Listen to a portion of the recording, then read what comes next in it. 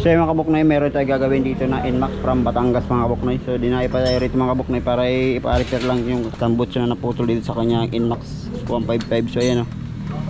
Yan, so bali kayo na pa na pa sa atin to. So ang problema ni boss lang dito sa kanyang Inmax, yung naputol yung dalawang stud dito sa kanyang tambutso. So kailangan ng mga kabuknoy, hindi na tayo magbabaklas ng makina. Ipupulautan natin gamit natin welding. So ito ni boss yung kanyang Inmax na ipupulaut, hindi na kailangan baklasin pa yung makina. So kalasin ko muna yung tambutso mga kabuknoy, saka yung kanyang battery dito sa yung pinupuan. So kalasin ko muna to.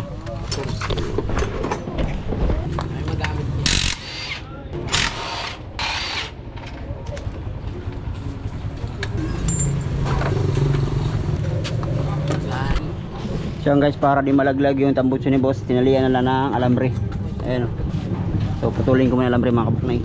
Tapos yung ginawa ni boss sa kanyang Inmax, ayan o.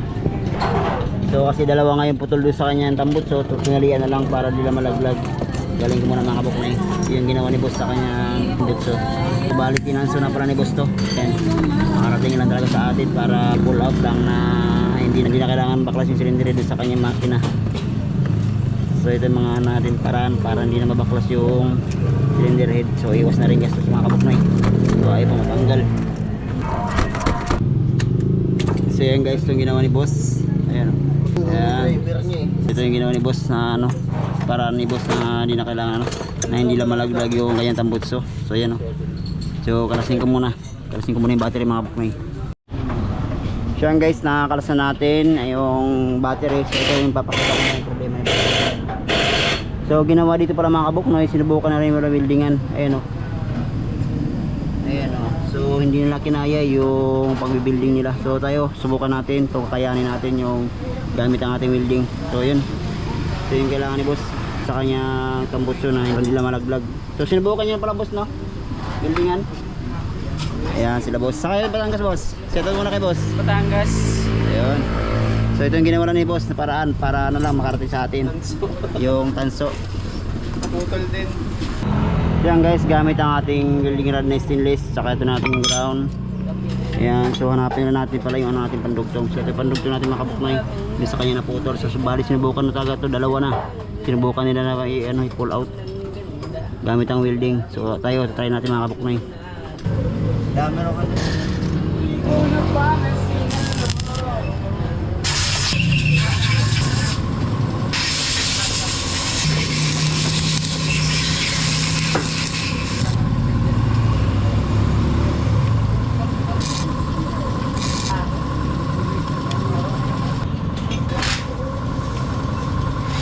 Yan guys, na-weldingan na natin ayun.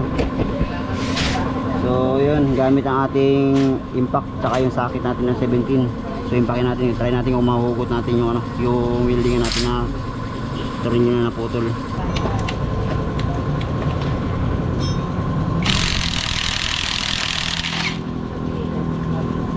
Kaya mga kabuknoy, iba natanggal natin yung isang naputol. Ayan, so next natin yung isang ano, kabilang side, yung bandang taas.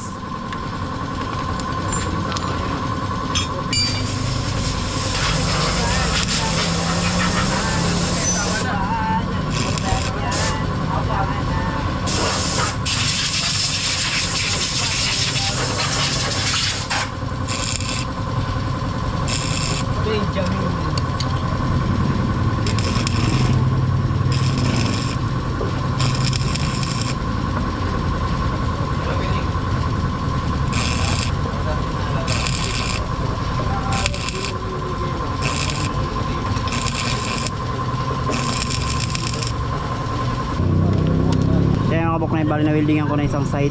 Ayan o. So tanggalin na natin. Grabe mga kabuknoy, sobrang tigas.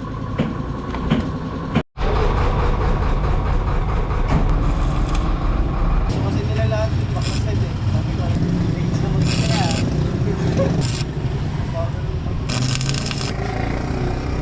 So yan guys, ito na yung pangalawang pagsubok natin sa ating welding. So try natin pangalawa kung kakayanin ang ating welding.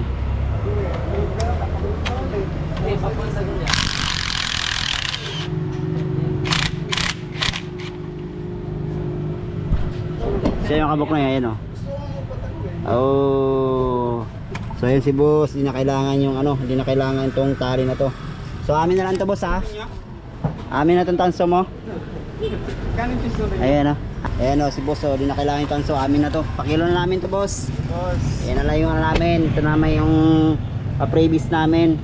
Yung tanso. So yan mga kabuknoy. So lagyan natin stud bolt. Saan sa puwit? Tunog drum. So yan mga kabuknoy. Lagyan natin ng stainless yung kanyang stud eh no. So stainless na pinalit natin. So kabit na natin yung kanyang pipe. So yan mga kabuknoy. Okay na. Nakabit na natin ang butso. So si boss ang pag-previous sa atin ng kanyang tanso. Ayan o.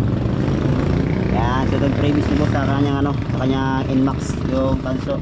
Yung itinali doon sa tambutso. Yung bali battery na lang. Tsaka expander na natin. So yan guys. Ito na yung Inmax. Ikabit na yung battery. Kay Dags. Tanggas 6 hours ulit pabalik. Kasi ito na kay boss. Ayan o. So 2 years na pala yung putol ng torilyo na yun. So ngayon nasolve na. Dahil mga kabuknoy PM lang pag may problema kayo mga ganong ano, putol na torilyo.